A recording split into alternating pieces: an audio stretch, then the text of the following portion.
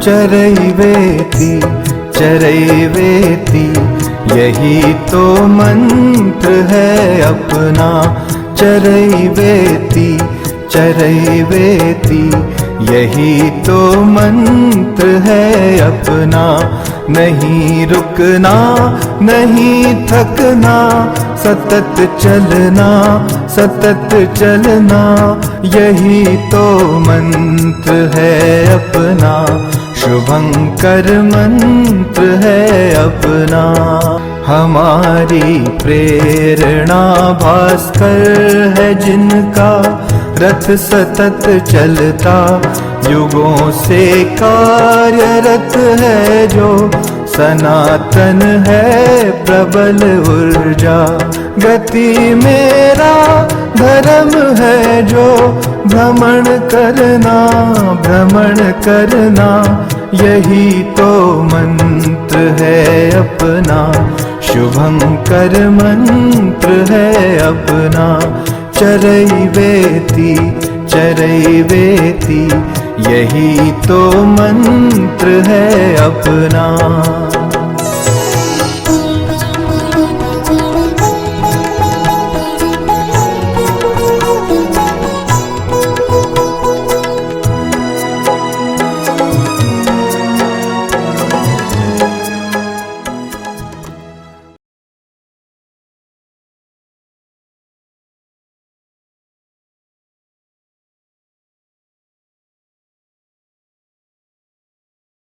आसीन अतिथियों से निवेदन करता हूं कि दीप प्रज्वलन कर हम आज के कार्यक्रम की शुरुआत करें।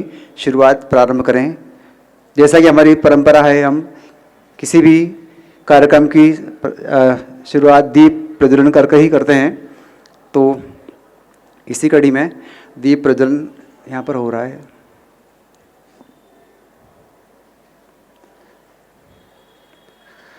हम आज के कार्यक्रम की मुख्य कड़ी जिन्हें सुनने के लिए हम आतुर हैं, ऐसे हमारे आज के कार्यक्रम के मुख्य वक्ता आदरणीय जे साईं दीपक जी से मेरा अनुरोध है कि वे हमें अपना उद्बोधन देकर अनुग्रहित करें। एक बार जोड़ो तालियां बजाकर हम आज के वक्ता का स्वागत करें।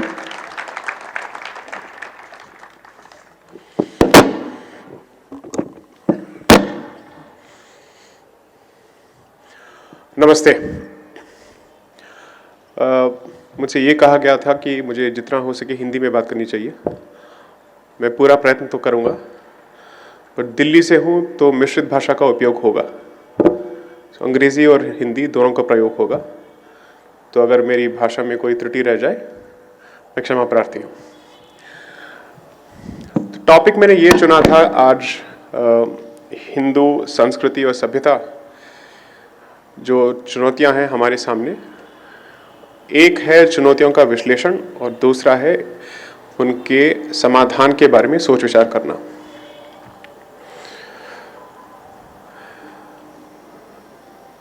मुझे लगता है कि मुझे एक्चुअली कुछ बोलने की कोई ज़रूरत नहीं है, क्योंकि अभी जो व्यक्तिगत गीत गाया गया था, सारा समाधान उसी के अंदर है।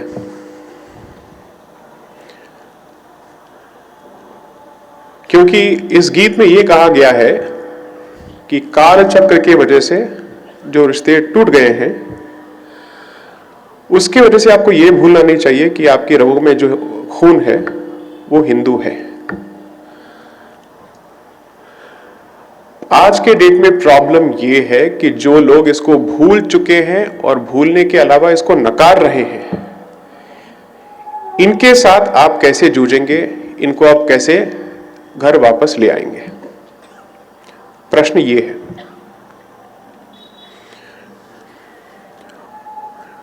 मेरे दूसरे पुस्तक के दौरान उसके लिए जो मैंने रिसर्च किया था, मेरा जो पूरा रिसर्च है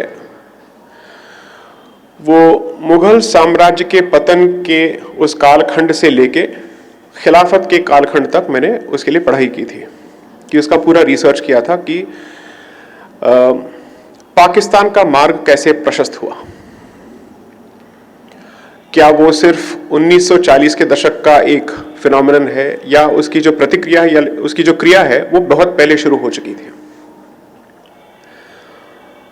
मेरे अध्ययन के बाद मैंने पुस्तक में यह लिखा था कि खून एक होने से मानसिकता एक नहीं होती है, क्योंकि खून एक हो सकता है लेकिन मानसिकताएं बदली जा सकती हैं। या आपके विरोध में भी बदली जा सकती हैं या आपके सपोर्ट में भी हो सकता है। लेकिन जब तक उस मानसिकता के मूल का जो प्रॉब्लम है, जो इशू है, उसको आप खुल के उसका सामना नहीं करते हैं या उसके बारे में बात नहीं करते हैं, तब तक किसी को घर वापस ले आने की जो आपके जो सपने हैं उसको छोड़ देना चाहिए। पिछले 2-3 सालों से मैं बहुत सारे लीडर्स के और बहुत सारे दिग्गजों के स्पीचेस सुन रहा हूं और मुझे लगता है कि जितने भी लोग इस प्रोसेस में जुड़े हैं उनकी मंशा बहुत ही अच्छी है, there is no doubting it. लेकिन प्रॉब्लम यह है कि मंशा अच्छी होने से नतीजा अच्छा नहीं होगा। दोनों में कभी कभार डिफरेंस हो जाता है। आप कुछ सोच रहे हैं जो अच्छा हो सकता है, लेकिन उसका नतीजा अच्छा होगा इसकी गारंटी कोई दे नहीं सकता है। और जितना भी मैंने पढ़ा है उससे एक निष्कर्ष तो बहुत क्लियरली निकल रहा है कि जितना आप इतिहास और हिस्ट्री को पूरी तरह से नकार के आगे की ओर जाएंगे, इतिहास आपको फोर्स करेगा कि आप फिर से उस इतिहास को दोहराएं और आप उन गलतियों को दोहराते रहेंगे। एकता का जो सपना है वो तभी साकार होगा जब आप उस सपने का जो नींव है सत्य के आधार पे उसको करेंगे। सत्य आपको नापसंद भी हो सकता है, लेकिन सत्य तो सत्य है। अगर आपको कोई औषधि या मेडिसिन दे रहा है, आप ये तो नहीं कहेंगे कि मैं रोग का उपचार इसलिए नहीं लूंगा क्योंकि ये औषधि जो है कड़वा है। उस कड़वेपन को थोड़ा बहुत मिटाने के लिए उसके साथ आपको चीनी या कुछ और दिया जा सकता है, लेकिन उसके अंदर की जो कड़वाहट तो वो तो रहेगी, क्योंकि वही कड़वाहट अंदर जाके काम करेगी। उसको तो आप किसी भी हालत में चेंज नहीं कर सकते। मैं घूम फिर के बात करूं या सीधा बात करूं? Very good. तो अब इससे जो भी निकलेगा इसकी जिम्मेदारी आपकी है, क्योंकि मैं पूछ के बात कर रहा हूं। ठीक है, ओके, डन।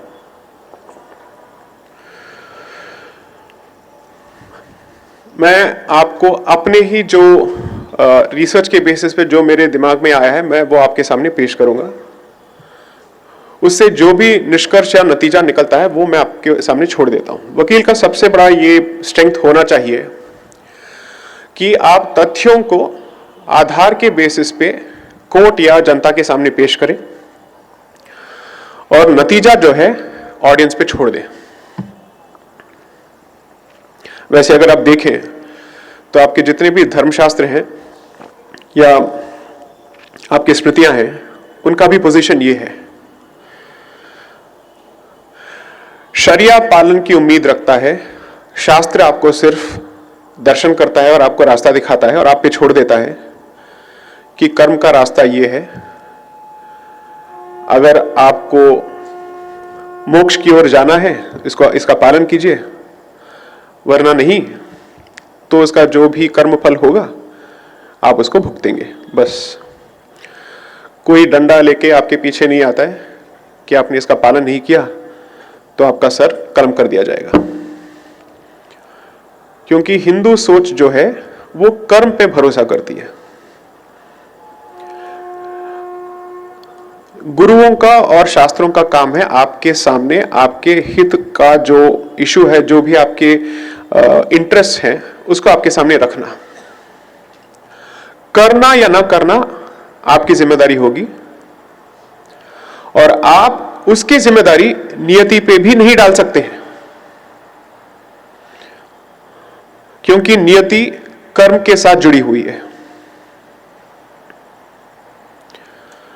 जो भी ज्योतिष शास्त्र को थोड़ा बहुत समझते हैं उनका ये मानना है कि ज्योतिष शास्त्र जो है प्रोबेबिलिटीज का गेम है। आपको मल्टीपल धाराएं दिखा देते हैं और आपको आपके ऊपर छोड़ दिया जाता है कि आप कौन से कर्म को अपनाएंगे किस धारा की ओर। क्योंकि कुछ लोग ये मानते हैं कि अगर सब कुछ लिखा है तो मेरे हाथ में क्या है, मेरे सर पे ये क्यों डाल दिया जा रहा है, कर्म फल मेरे सर पे क्यों मर दिया जा रहा है जब सब कुछ लिखा है। नहीं, आपका कर्म आपकी नियति को लिखता है उन धाराओं से आपके चुनाव के बेसिस पे।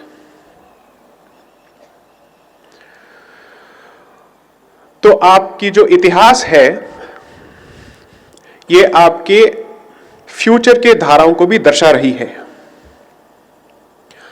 अब आप पे निर्भर है कि आप इन धाराओं को समझें, इतिहास को समझें और उससे जो सीख लेनी है व्यक्तिगत लेवल पे, सामाजिक लेवल पे और राजनीतिक लेवल पे, तीनों के बीच में कोई अंतर नहीं होना चाहिए।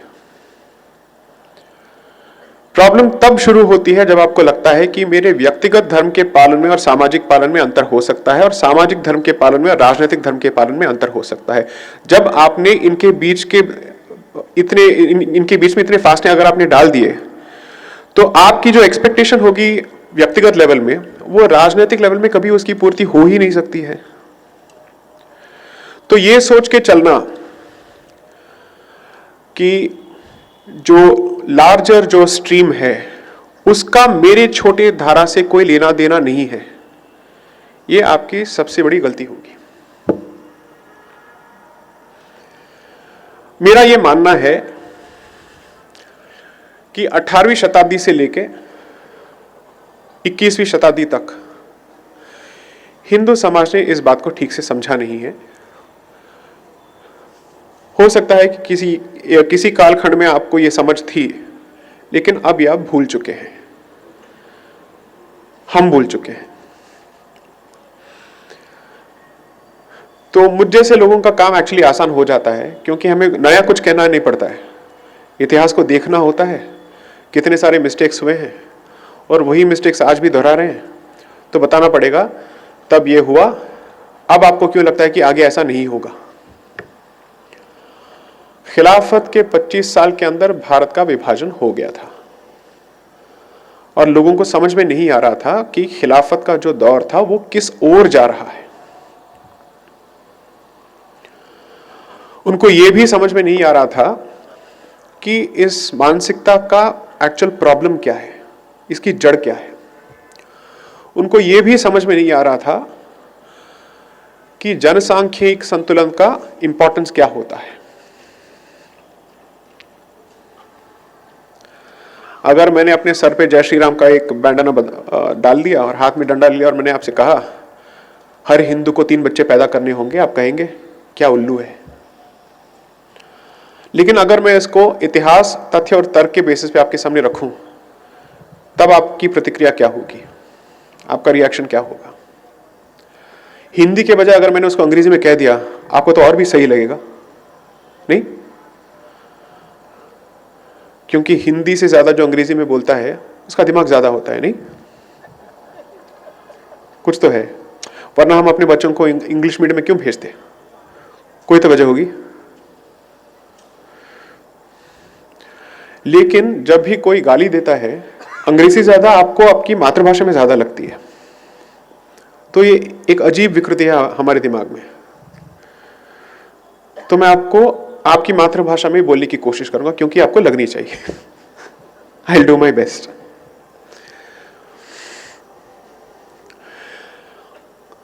जो 1740 से लेके 1924 का जो पीरियड है, इसमें ऐसे इतने सारे लेट्स से मोमेंट्स थे, इतने सारे क्षण ऐसे थे जहां पे आप भारत की जो उसकी जो डेस्टिनी है बदल सकते थे और विभाजन को रोका जा सकता था। इस कालखंड के इतिहास को पढ़ते वक्त मुझे सिर्फ महाभारत याद आता है कि ऐसे कितने ऐसे जंक्चर्स थे जहां पे युद्ध को रोका जा सकता था, फिर भी वो रुका नहीं। तो ऐसा नहीं है कि आपके सामने अवकाश या अपॉर्चुनिटीज नहीं थे इसको रोकने का, लेकिन अभाव हमेशा उस कालखंड में दो चीजों की थी। ये मेरा ही नहीं, बहुत सारे लोगों का कहना है। मैं आपके सामने ऐसा कोई भी सोच नहीं रखने वाला हूं जो सिर्फ मेरा है।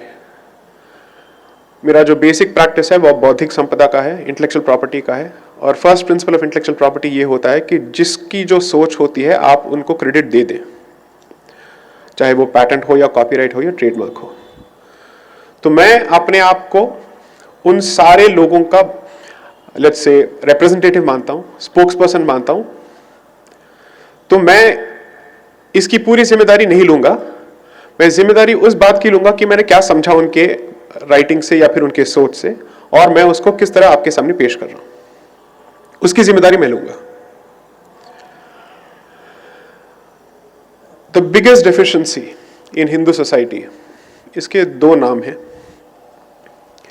स्वयंबोध का अभाव और शत्रुबोध का अभाव।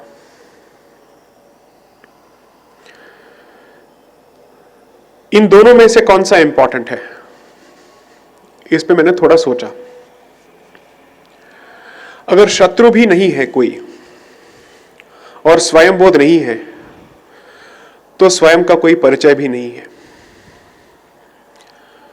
अगर किसी को अपना हिंदुत्व ज्यादा जागता है जब वो किसी और नॉन हिंदू को देखता है तो वो सच में तो हिंदू है नहीं,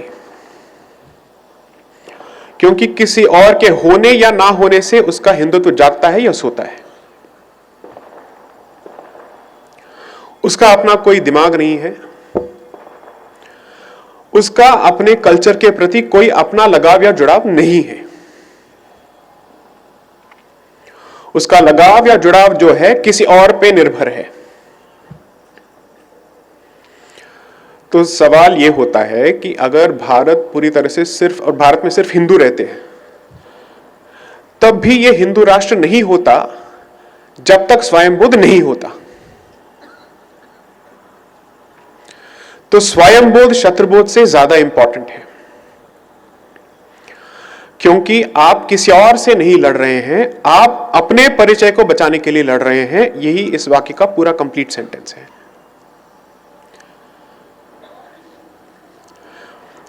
आप अपने परिचय के लिए लड़ रहे हैं क्योंकि आपका परिचय बदल सकता है, और अगर बदलना ही होता तो इतनी सारी लड़ाइयां क्यों होती, बदल देते पहले ही, धर्म परिवर्तन कर लेते सब। तो अगर नहीं किया है, उस परिचय को बचाने के लिए आपने नहीं किया है, तो उस परिचय को समझना इसलिए इंपॉर्टेंट है क्योंकि लड़ाई बाहर नहीं, घर के अंदर है। आपकी लड़ाई बाहर के लोगों से नहीं है, आपके खुद के बच्चों के साथ है।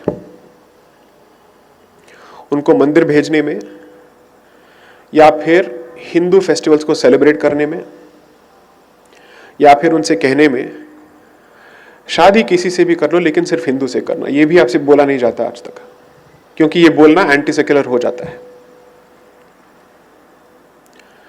सो स्वयंबोध इज द फर्स्ट कंपोनेंट। शत्रुबोध इसलिए इंपॉर्टेंट है क्योंकि व्यक्तिगत परिचय जो है वो किसी और पे निर्भर नहीं है, लेकिन सामाजिक परिचय या सामुदायिक परिचय जो है आज के डेट में आपके होने और ना होने पे, दोनों पे डिपेंडेंट है। आप क्या हैं और क्या नहीं है, दोनों ही इंपॉर्टेंट है, ताकि आपको समझ में आए कि हिंदू हित क्या है और हिंदू अहित क्या है। परिचय के लिए स्वयंबोध, हित और अहित के लिए शत्रुबोध। इसका डिवीजन बहुत क्लियर होना चाहिए।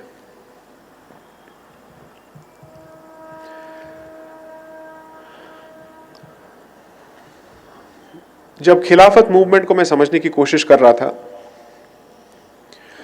तो आमतौर पे यह माना जाता है कि खिलाफत को सबसे ज्यादा बढ़ावा दिया था मोहनदास करमचंद गांधी ने। लेकिन गांधी को ये जो पोजीशन जो है ये इनको विरासत में मिली थी। 1919 तक या फिर 18 तक गांधी का नेशनल लेवल पे कोई वजूद था ही नहीं।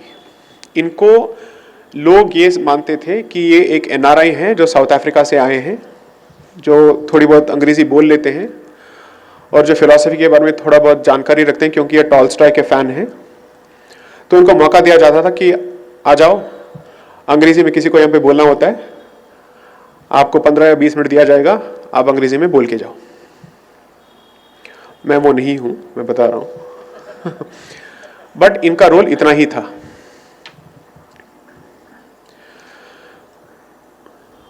जलियांवाला बाग मैसेकर और उसके पहले तब जाके इनका जो रोल है ज्यादा होने लगता है, लेकिन तब तक ऑलरेडी बहुत सारे लीडर्स ने खिलाफत मूवमेंट को सपोर्ट देना शुरू कर दिया था। खिलाफत के समर्थकों में एक ऐसे लीडर भी हैं जिनके नाम से ये परिसर जाना जाता है। तो जब आप हिस्ट्री को देखते हैं, हिस्ट्री में कोई फेवरेट नहीं होता है, हिस्ट्री निष्पक्ष होता है। आपके फेवरेट्स हो सकते हैं, इतिहास के फेवरेट्स कोई नहीं होते, क्योंकि इतिहास आपको सिर्फ ये कहेगा कि किसी ने ये किया या नहीं किया। अब उसको मानना या ना मानना आप पे छोड़ दिया जाएगा। तो इसका मतलब ये है कि जितने भी आपके टॉल लीडर्स थे उस कालखंड के, सभी ने बहुत सारे मिस्टेक्स किए थे। किसी एक आदमी पे इसको थोपना बहुत ही प्रॉब्लमैटिक होगा, क्योंकि 1920 तक जब तक इनका देहांत नहीं हुआ था तब तक गांधी पूरी तरह से देश के लीडर नहीं बने थे और उनको कांग्रेस का लीडर बनाया था खिलाफतियों ने। कांग्रेस के प्रोसीडिंग्स में इतना क्लियर है कि वहां पे गुंडागर्दी होती थी बाकी लोगों को चुप करने के लिए जो गांधी के खिलाफ बोलते थे। तो और आज हमें पढ़ाया जाता है कि गांधी शांतिप्रिय थे।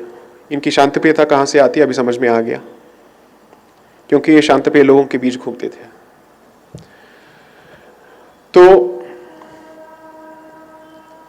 अगर सिचुएशन ये है कि आपके सबसे बड़े लीडर्स खिलाफत के सपोर्ट में थे, तो क्या सोच के इसको सपोर्ट कर रहे थे? क्या इनको यह समझ में नहीं आ रहा था कि आप एक सोए हुए शेर को जगा रहे हो जो मौके की तलाश में था मुगल सल्तनत के गिरने के बाद, और आपने उस मौके को उसको थाली में सजा के रख के दे दिया कि लो और तुम अपना अभियान शुरू करो फिर से। तो हरा परचम फिर से लहराने लगा और 25 साल के अंदर उसको जो मिलना था, उसको जो छीनना था, उसने छीन लिया और अभी तक उसकी भूख जो है मिटी नहीं है। अगर किसी को लगता है कि कश्मीर देने से वो भूख मिट जाएगी तो आपने इतिहास नहीं समझा है।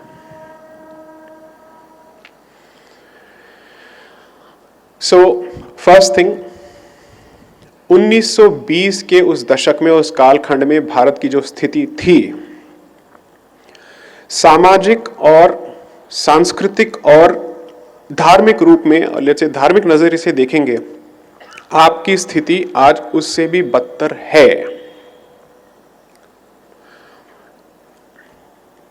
On what basis am I saying this? One, हिंदुओं के अंदर का जो स्वयंबोध और जो एकता है 1920 से आज कम है, क्योंकि आपके अंदर बहुत सारे डिविजन्स आ चुके हैं जिसको आपके एजुकेशन सिस्टम ने और आपके हिस्ट्री सिलेबस ने और बढ़ावा दिया है 70 दशकों में। दूसरा, एटलीस्ट आप 1920 में खुल के सच कह सकते थे कि छत्रपति शिवाजी महाराज जो हैं वो हिंदू राजा थे। आज आप छत्रपति शिवाजी महाराज को भी हिंदू राजा नहीं कह सकते हैं, क्योंकि हमसे ये कहा जा रहा है कि सेक्युलरिज्म का जो कॉन्सेप्ट है उसको 500 साल पीछे आपको अपनाना चाहिए। किसी भी कॉन्सेप्ट को आप आज पे या आगे की ओर अपनाते हैं। आप इतिहास पे आपके कॉन्सेप्ट को थोप रहे हैं। तो आप ये सोचने की कोशिश कर रहे हैं कि हमारे जितने भी राजा थे उनमें सबसे सेक्युलर कौन था। सारे के सारे हिंदू राजा थे और जितने भी राज्य थे वो हिंदू राज्य थे। 500 से ज्यादा हिंदू राज्य मिलके कैसे सेक्युलर राष्ट्र बन गया, ये मेरे को अभी तक समझ में नहीं आया। तो जितने भी इंडिविजुअल कंपोनेंट्स थे उनका परिचय हिंदू था, लेकिन जब ये जुड़ जाता है और एक पूरा राष्ट्र बन जाता है, वो हिंदू राष्ट्र नहीं रहता है। ये कैसे होता है? पिता हिंदू, माता हिंदू, बच्चे हिंदू, लेकिन परिवार मुसलमान। ये तर्क जितना लाफेबल है, उससे भी लाफेबल है भारत के बारे में ये कहना, क्योंकि आप एक पूरे संस्कृति या समुदाय के साथ आप अन्याय कर रहे हैं। उस सभ्यता के साथ अन्याय कर रहे हैं जिसने 1000 साल इन पीड़ाओं को सहा है, और उसे आप ये कह रहे हैं कि आप अपने हिस्ट्री को सेक्युलर नजरिए से देखना शुरू कीजिए। क्योंकि सेक्युलरिज्म करता क्या है, उसका सबसे बड़ा कंट्रीब्यूशन भारत के हिस्ट्री में ये होता है कि एशियन पेंट से ज्यादा ये चूना लगाता है। हिस्ट्री के जितने भी कड़वी सच्चाइयां होती हैं उस पे उसका काम होता है इस पे चूना लगाओ। मंदिर के बारे में बात करना बंद कर दो, आतताइयों के बारे में बात करना बंद कर दो। अब आपसे कहा जाएगा विभाजन के बारे में बात करना बंद कर दो। फिर एक कालखंड आएगा, आपसे कहा जाएगा कश्मीरी पंडितों के बारे में भी बात करना बंद कर दो। केरल में जो मोपला दंगे हुए थे उसके बारे में बात करना बंद कर दो। बंगाल में अभी जो हिंदुओं की स्थिति है उसके बारे में बिल्कुल ही बात करना बंद कर दो। मेघालय और त्रिपुरा में जो हिंदुओं के साथ हो रहा है उसके बारे में बात करना बंद कर दो। पूरी तरह से बोलना ही बंद कर दो। अब चूना मुंह पे लग गया। That's the end of the matter. So what is the way forward? मैं ऑडियंस से प्रश्न लूंगा ताकि लोगों को ये ना लगे I am getting away easy. I will give you an opportunity to confront me and to ask me all sorts of questions. Don't worry, मैं यहां से पलायन नहीं करूंगा। I will give you whatever answers I am capable of giving with very clear evidence. But I am hoping कि इस संवाद के बाद आप इसको व्याख्यान के तौर पे मान के वापस मत जाइए, क्योंकि इसका सीधा असर आपके निजी जीवन और सामाजिक जीवन पे होगा। मेरा ये मानना है कि 1924 से 23 साल के अंदर विभाजन हो गया और आज हम खिलाफत 2.0 में जी रहे हैं। अब देखना यह है कि 23 साल है या 25 साल है या उससे कम है, क्योंकि न्यूज़ रिपोर्ट्स ये कहते हैं भारत में कितने जिले हैं? कोई आइडिया दे सकता है कितने जिले हैं? एक राउंड नंबर दे सकते हैं, round figure? I think 775 districts लगभग। उसमें जितने भी आपके सीमा प्रदेश के जो आपके डिस्ट्रिक्ट्स हैं उसमें आपका जनसांख्यिक संतुलन जो है आपके खिलाफ है, और ये बॉर्डर डिस्ट्रिक्ट्स में है, और इसका जो फैलाव है बाहर से लेके अंदर की ओर जा रहा है। ये शुरू होता है बाहर से, क्योंकि अंदर के लोग सीमा के बारे में ज़्यादा न जानते हैं ना जानना चाहते हैं, तो वहाँ पे जितने भी परिवर्तन होते हैं उसके बारे में आप सुप्त होते हैं। और जब तक परिवर्तन आपके इलाके में और आपके मोहल्ले में नहीं आता है आप जागते नहीं हैं। तो ये अंदर की ओर आ रहा है, और जब ये अंदर की ओर आ रहा है, आज के डेट में ये समझना मुश्किल हो गया है कि कौन सी सरकार आपकी मदद के लिए उठ खड़ी होगी, क्योंकि सबको सेक्युलर बनना है और कोई भी सरकार इस रूल का एक्सेप्शन नहीं है। वो इसलिए क्योंकि संविधान कहता है कि हर सरकार को सेक्युलर होना चाहिए। मेरा ये मानना है कि भारत में ये सेक्युलरिज्म का जो ये नाटक है तभी तक चलेगा जब तक हिंदू मेजॉरिटी में है। जिस दिन ये जो रियलिटी है ये बदल जाएगी या बदलने के कगार में होगी, तब सेक्युलरिज्म के मापदंड पूरी तरह से बदल दिए जाएंगे और इसकी परिभाषा भी पूरी तरह से बदल दी जाएगी।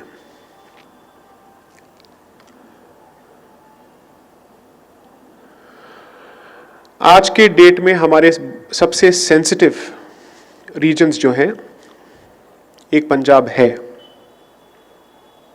और पंजाब को बचाना बहुत ही जरूरी है। गुरुओं का स्थान है एंड हमारी संस्कृति, उसकी जो बीज है, पंजाब हरियाणा वहीं से आती है। उसका आधा हिस्सा तो हम ऑलरेडी खो चुके हैं, इसको भी खोएंगे तो बचेगा क्या। हिमालय की ओर जो लड़ाई हो रही है, ये सिर्फ किसी दो देशों के बीच की लड़ाई नहीं है। हिमालय जो है आपके वाटर टेबल को पूरी तरह से कंट्रोल करता है, नॉर्थ के पानी के सप्लाई को पूरी तरह से वो कंट्रोल करता है। और हिमालय जो है आज तक आपका एक नेचुरल ढाल बना हुआ है, और वो ढाल अगर किसी के हाथ में चला गया तो भारत के सामने कोई ढाल नहीं रहा। इसलिए तिब्बत का जो इन्वेशन हुआ था उसको हमें रोकना चाहिए था, क्योंकि हिस्टोरिकली भारत और चीन कभी पड़ोसी नहीं थे। तिब्बती हमारे पड़ोसी थे, चीनी हमारे पड़ोसी नहीं थे। अब चीनी हमारे पड़ोसी हो गए हैं। 1400 साल पहले अफगानिस्तान जो है वहां पे हिंदू शाही डायनेस्टी थी, अब यहां आ चुका है। इसका मतलब यह है कि सारी लड़ाइयां जो है अब आपके घर में लड़ी जाएगी। जो भी लड़ाई आपके घर में लड़ी जाएगी उसमें जीत आपकी हो सकती है, लेकिन फिर भी हार आप ही की होगी, क्योंकि लड़ाई आपके घर के अंदर हो रही है, आपके घर की सीमा या उसके बाहर नहीं हो रही है।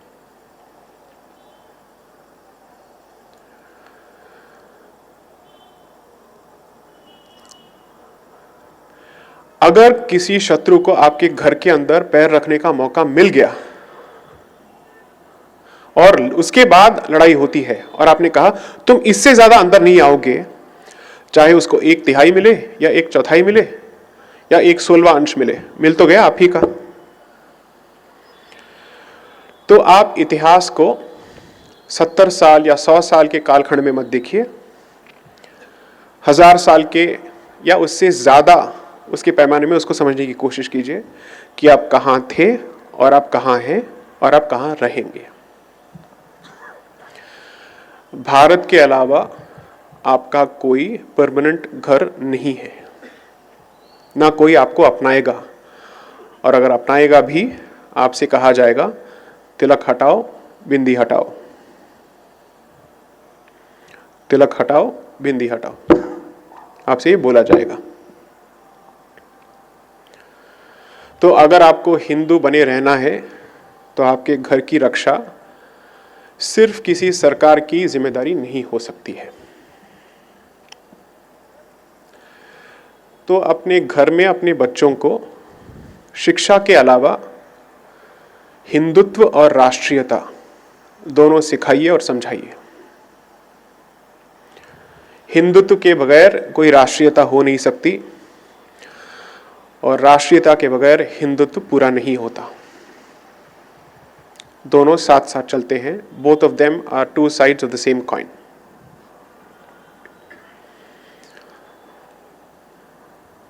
सब्जेक्ट ऑलरेडी सेंसिटिव है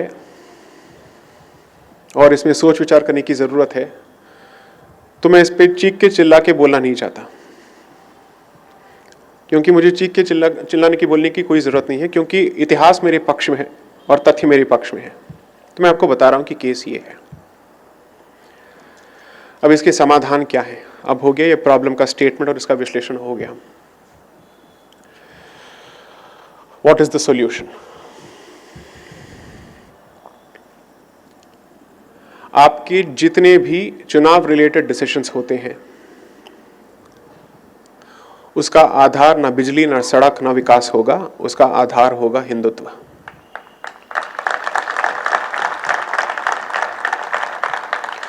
क्योंकि हिंदू है, हिंदुत्व है, तब विकास होगा। 91 तक आपको पूरी तरह से जकड़ के रखा था सोशलिज्म के नाम पे। जब वो बंदिशें निकल गई, 91 से लेके 2022 का आपका जो जर्नी है, आप उसको सोचिए, आपने कितना अचीव किया है। अगर ये 47 में हो जाता तो आप तक आप कितना अचीव कर लेते। किसी ने आपसे कहा कि मैं आपके पैर भी बांधूंगा, हाथ भी बांधूंगा, अब तुम भाग के दिखाओ। आप रेंग रहे थे क्योंकि आपको पूरी तरह से जकड़ दिया गया था और कहा गया था कि ये जो तुम रेंग रहे हो यही तुम्हारी नेचुरल गति है, इसको कहेंगे हिंदू रेट ऑफ ग्रोथ। अब जो कॉन्फिडेंस आज के बच्चों में है, स्टार्टअप्स हो या कुछ भी हो, ये उनका नेचुरल कॉन्फिडेंस है, उनका सिविलाइजेशनल कॉन्फिडेंस है, क्योंकि ये ही आपकी बेसिक टेंडेंसी है। ज्ञान आपका है, क्योंकि ज्ञान का स्रोत जो है वो भारत है। तो ऐसा हो ही नहीं सकता है कि कोई भी सब्जेक्ट हो जिसका ज्ञान आपके पल्ले ना पड़े, आपको समझ में ना आए। इम्पॉसिबल। सो हिंदू हित को आप अपने सामाजिक जीवन का और निजी जीवन का नींव बनाइए। एंड जब तक सरकारों पे भरोसा नहीं हो सकता है कि वो हिंदू हित की रक्षा पूरी तरह से करेंगे, एकमात्र ऐसा इंस्टीट्यूशन है जो आपकी रक्षा कर सकता है और जो आज के डेट में सरकारों के अंदर है, मंदिर। क्योंकि मंदिर हिंदू एकता का सेंटर है, जहां पे हिंदू हित की बात खुल के की जा सकती है। बाकी किसी भी प्लेटफॉर्म पे सेंसरशिप हो सकता है कि आप यहां पे हिंदू हित की बात नहीं करेंगे, पॉलिटिकल हो या कुछ भी हो। मंदिर में किसी का अधिकार नहीं बनता है आपसे कहने के लिए कि आप यहां पे हिंदू हित की बात नहीं करेंगे। मंदिर ऐसा एक स्थान है जहां पे वर्ण और जाति मिटे या ना मिटे, मतभेदों को मिटाना आसान हो जाता है। क्योंकि शताब्दियों के लिए और बहुत सारे सेंचुरीज के लिए लोगों ने ट्राई कर लिया कि जाति को पूरी तरह से मिटाएं और वर्ण को पूरी तरह से मिटाएं, कोई कुछ नहीं उखाड़ पाया। क्योंकि आज वो आइडेंटिटी और भी गहरी हो चुकी है, चाहे वो रिजर्वेशन के नाम पे या किसी और चीज के नाम पे। तो बेहतर ये होगा कि आप इस इंस्टीट्यूशन से लड़ना बंद कीजिए और ये सोचिए, इस इंस्टीट्यूशन के होते हुए मैं हिंदू एकता को कैसे कायम करूं।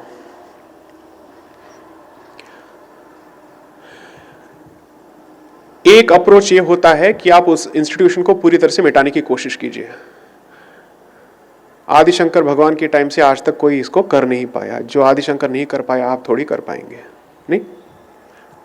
क्योंकि आजकल तो हम आदिशंकर भी पैदा नहीं करते, तो ये कहां से कर लेंगे। तो जिस इंस्टीट्यूशन को आप पूरी तरह से लेट्स से खत्म नहीं कर पाते हैं, ऑल्टरनेटिव अप्रोच होता है, तो इसका इस्तेमाल और उपयोग कैसे हो। मैं इसको व्यावहारिक भाषा में और थोड़ा समझाने की कोशिश करता हूं एक पॉपुलर एग्जांपल के द्वारा। पेस बॉलिंग या फास्ट बॉलिंग को क्रिकेट में उसको डील करने के दो तरीके होते हैं, तीन तरीके हो सकते हैं। आगे बढ़ो और छक्का मारो, या डिफेंड करो, या फिर बॉल की गति और उसकी रफ्तार को उसके खिलाफ इस्तेमाल करो और उसको सही दिशा में छोड़ दो। जाति और वर्ण एक पेस बॉल है जिसका जवाब आपके पास आज तक नहीं है, क्योंकि आप इसके खिलाफ लड़ रहे हैं, ना कि इसका सहारा ले रहे हैं।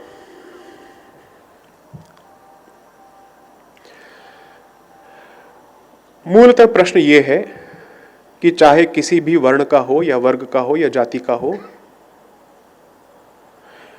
वो इज्जत का हकदार है। ये मैंने 2 या 3 साल पहले अपने एक दूसरे लेक्चर में कहा था। कभी भी पंक्चर वाला जो शब्द है गाली की तरह इस्तेमाल नहीं करना चाहिए। आप एक पूरे वर्ग को और एक पूरे प्रोफेशन को डिह्यूमनाइज कर रहे हैं। क्या हिंदुओं में पंक्चर वाले नहीं होते हैं? तो आप इनके साथ क्या बर्ताव करेंगे?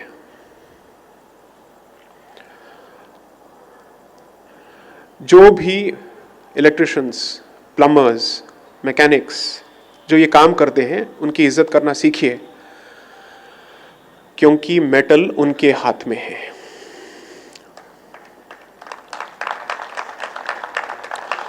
और इन्हीं प्रोफेशंस को कोई और लेने की कोशिश कर रहा है ताकि मेटल का जो पूरा इंडस्ट्री है किसी और के हाथ में जाए। आप मेटल को तो कंप्यूटर के साथ तो लड़ नहीं सकते हैं, है ना? क्या क्या फेंकेंगे आप उसके ऊपर? कंप्यूटर, बुक्स, ये फेंकेंगे? काम करेगा? देखते हैं कैसे काम करता है।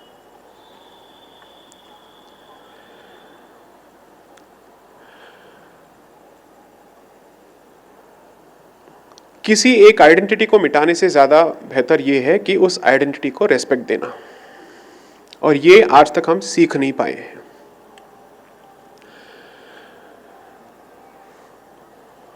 उन्नीसवीं शताब्दी में, 1900 से लेके 1946 तक जाति के संबंध में दो धाराएं जा रही थी। एक धारा यह कह रही थी मिटाओ, हटाओ, जलाओ, सब कुछ खत्म करो।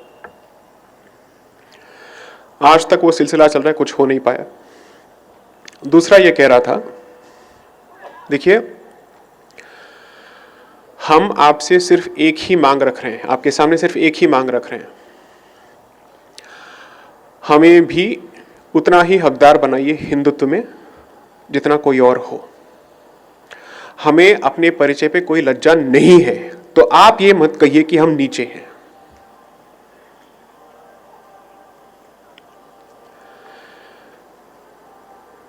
तो सफेद कपड़ों में कुछ लोग इन मूवमेंट्स के लीडर्स के पास गए थे और उनसे कहा था, आपको तो हिंदू समाज में कोई इज्जत नहीं मिलती है, आप इस तरफ आ जाइए, आपको इज्जत भी मिलेगी, सब कुछ मिलेगा। तो इन लीडर्स का ये जवाब था उन सफेद कपड़े वालों को, आपको क्या लगता है कि मैं हिंदू समाज और हिंदू परिचय के खिलाफ लड़ रहा हूं? नहीं, मेरी लड़ाई ये है कि मैं भी उतना ही हिंदू हूं जितना बाकी।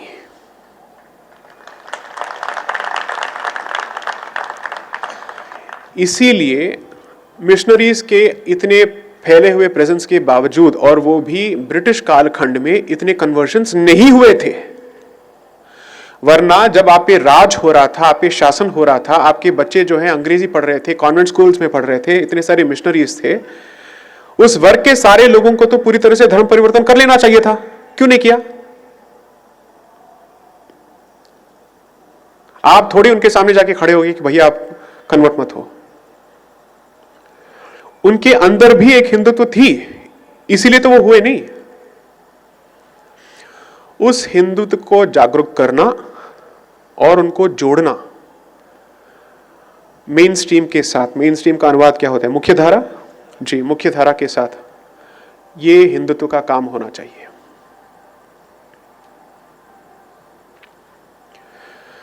एक नया सेल्फ रेस्पेक्ट मूवमेंट चाहिए। तो तमिलनाडु में उस टाइम पे एक सेल्फ रेस्पेक्ट मूवमेंट चला था जो हिंदुओं को आर्य और द्रविड़ों के नाम पे बांट रहा था और उनको तोड़ रहा था, और वो काम आज तक चल रहा है।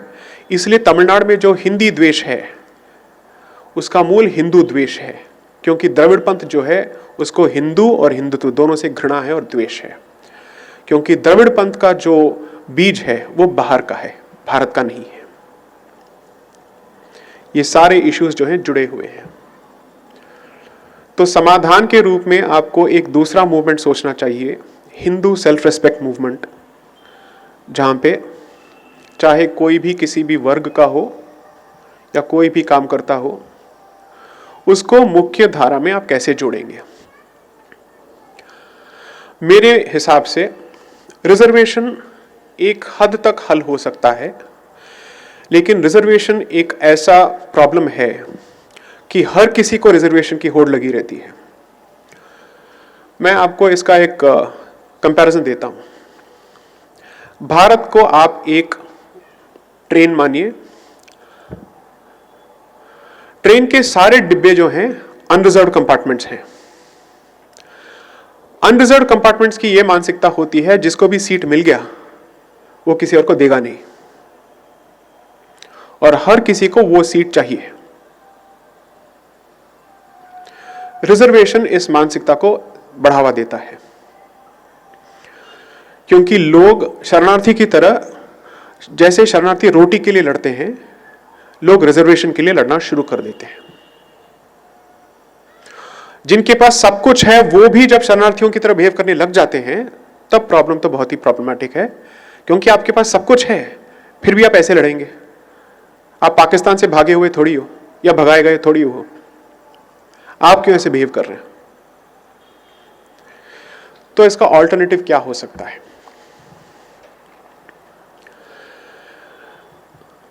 मंदिरों को मुक्त कीजिए और मंदिरों के धन को इनकी शिक्षा में लगाइए।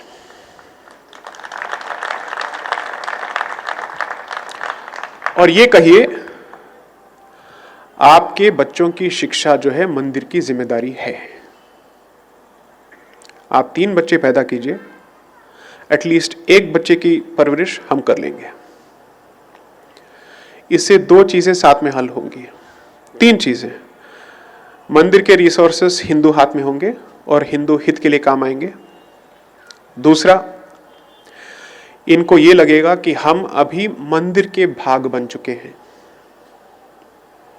तो जो इतिहास है वो पूरी तरह से बदल चुका है। चौथा, जिसको बच्चे पैदा करने में इंटरेस्ट है उसको बढ़ावा दीजिए।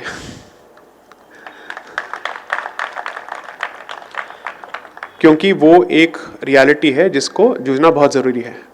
अब कोई मुझसे आके ये तो नहीं कह सकता है कि सरकार आपको बच्चे पैदा करने से रोक रही है। So address this issue. I am trying to give as many practical solutions as possible. जो मुझे प्रैक्टिकल लगता है, आपको नहीं लगता है तो I can't help it. 24 का जो अभी लैंडमार्क आ रहा है, उसके लिए आप सरकार के सामने हिंदू हित के कुछ सुझाव रखिए और उसको किसी भी हालत में मनवाइए और इसको डिलीवर करवाइए। जब जहांगीरपुरी में दिल्ली में दंगे हो रहे थे, वहां के हिंदू और सिख भाई यही कह रहे थे, हमें योगी दे दो, फ्री बिजली, फ्री सड़क, फ्री पानी कुछ नहीं चाहिए, हमें बस योगी बाबा दे दो। दिल्ली भारत का राजधानी है, और अगर वहां कोई असुरक्षित है तो भारत के कौन से कोने में कौन सुरक्षित है?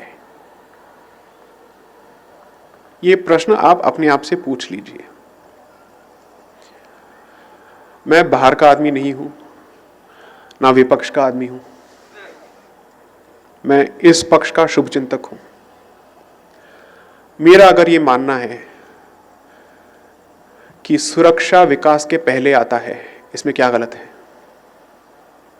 विकास ऐसे माहौल में तो नहीं हो सकता है। आप क्या करेंगे? अगले 20 साल में 25 वंदे भारत रिलीज करेंगे और पुलिस को पूरे जगह पे तैनात करेंगे, देख लो भैया कोई पथराव ना हो। ये होगा आपका विकास? कि आप सिर्फ रेलवे लाइन की बात नहीं करेंगे, आप उसकी सुरक्षा के बारे में बात कर रहे हैं, और वो भी सीमा प्रदेश में नहीं, भारत के अंदर। ये कैसा विकास है भाई? इसको विकास आप किस नजरिए से कहेंगे, ये तो मेरे को समझ में नहीं आता है। विकास और सांस्कृतिक सुरक्षा साथ साथ ही जानी चाहिए। एक के बदले दूसरा जब भी मिलता है, अगर सिर्फ सांस्कृतिक सुरक्षा है तब भी कुछ हो सकता है, लेकिन अगर सिर्फ विकास है और सांस्कृतिक सुरक्षा नहीं है, तब जो विकास आप कर रहे हैं वो बेकार जाएगा, या किसी और के काम आएगा, आपके काम तो कभी नहीं आएगा। यूरोप में आज के डेट में जो एक फर्स्ट वर्ल्ड डेवलप्ड कॉन्टिनेंट है, उनके पास सांस्कृतिक सुरक्षा नहीं रही क्योंकि उनकी सांस्कृतिक समझ जा चुकी है और इनको समझ में नहीं आ रहा है कि जो मिडिल ईस्ट से जो अभी पूरा इमिग्रेशन हो रहा है, इसका समाधान क्या हो सकता है। स्वीडन, नॉर्वे एंड फिनलैंड, इनसे बेहतर डेवलप्ड कंट्रीज आपको कहीं नहीं मिल सकती हैं और इनसे शांतिप्रिय देश आपको कहीं नहीं मिल सकते हैं। आज के डेट में वहां पे सब लोग असुरक्षित हैं। तो सांस्कृतिक सुरक्षा के बदले में जिन्होंने विकास पाया, उनको क्या मिला? मैं ये नहीं कह रहा हूं कि आप दरिद्र रहें, प्लीज इसका ये अर्थ मत निकालिए, क्योंकि अगर आप दरिद्र रहेंगे तो कोई आपको आपके धर्म परिवर्तन के लिए आगे आ जाएगा। इससे जूझना है तो आपके हाथ में पैसा होना चाहिए, उससे साथ जूझना है तो आपके पास रीढ़ की हड्डी होनी चाहिए। दोनों की जरूरत है, क्योंकि एक सांप है, दूसरा शेर है। दोनों के साथ आपकी लड़ाई जारी है और ये आज की लड़ाई नहीं है। So my only request will be, ये एक एकेडमिक डिस्कशन नहीं है, this is a survival related discussion. इसको जितनी अहमियत दी जानी चाहिए अब तो दीजिए, क्योंकि 1900s में कोई कह सकता था मेरे पास इंटरनेट नहीं था, मेरे पास इंफॉर्मेशन नहीं था, मेरे पास शत्रुबोध के जितने भी औजार चाहिए वो नहीं थे। आज आपके सामने बोलने के लिए भी लोग हैं, इंटरनेट पे भी सब कुछ मिल गया है, इतिहास के बुक्स भी हैं, सब लोग लिख रहे हैं। आज कोई ये नहीं कह सकता है कि मुझे पता नहीं था कि मैं कर क्या रहा था। इस जनरेशन के पास तो कोई लेट्स से एक्सक्यूज नहीं बचा। अब इससे आप क्या सीख लेते हैं और आपके निजी, सामुदायिक और राजनीतिक डिसीजंस कैसे होंगे, मैं आप पे छोड़ देता हूं।